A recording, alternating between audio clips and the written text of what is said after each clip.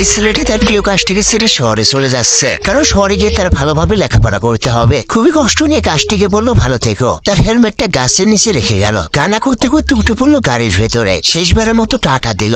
কিছুক্ষণ পর গাছের একটি পাতা এসে হেলমেটের উপর পড়লো। গাছটি হেলমেটটি হাত দিয়ে উপর তুলে নিয়ে চোখ খুললো। যতদূর পর্যন্ত চোখ যায় তার বন্ধুকে দেখতে লাগলো এবং হেলমেটটা তার ভেতরে নিয়ে নিল। সে আর কিছুতেই এখানে থাকতে পারছে না। তার বন্ধুকে পাওয়ার উদ্দেশ্যে শহরের দিকে রওনা হয়। এদিকে বাচ্চাটি শহরের গলিতে হেঁটে যাচ্ছিল। সামনে দেখতে পেল তার ঘরটি। এই ঘরের ভেতর থেকে তাকে লেখাপড়া করতে হবে। এদিকে তার বন্ধু গাছ শহরে চলে আসে। লেখা ছিল ওয়েলকাম টু সিটি, মানে শহরে তোমাকে স্বাগত। সাথে সাথে গাছটি শহরের ভিতরে ঢুকে পড়লো। এদিক ওদিক তাকিয়ে তার বন্ধুকে খুঁজতে লাগলো, কিন্তু কোথাও তার বন্ধু দেখা মেলে না। সবাই তাকে জানালা দিয়ে ঢেলাতে লাগে। এদিকে বাচ্চাটি শুয়ে শুয়ে তার বন্ধু গাছের কথা ভাবতেছিল। ছোট থেকে বড় হয়েছে এই গাছের ভেতরেই। এদিকে গাছ বেচারা তার বন্ধুকে খুঁজতে খুঁজতে মরিয়া হয়ে পড়ে। তার ভেতর থেকে সেই হেলমেটটি বের করে নিয়ে চলতে লাগলো। যেতে যেতে সে জিম্মি নামের কাঠের টুকরাটি দেখতে পেল। হেলমেটটি ফেলে দিয়ে সেখান থেকে চলে যায়। গাছটি ভাবে তার বন্ধু হতে এখান থেকে চলে গেছে, কিন্তু না, তার বন্ধু এখানেই ছিল। বাইরে সে স্পেশাল হেলমেটটি দেখতে পায়। সে হাতে নিয়ে নিল। মনে মনে সে ভাবতে লাগে আমার বন্ধু হয়তো এখানে রয়েছে। এদিকে গাছ অনেক ক্লান্ত,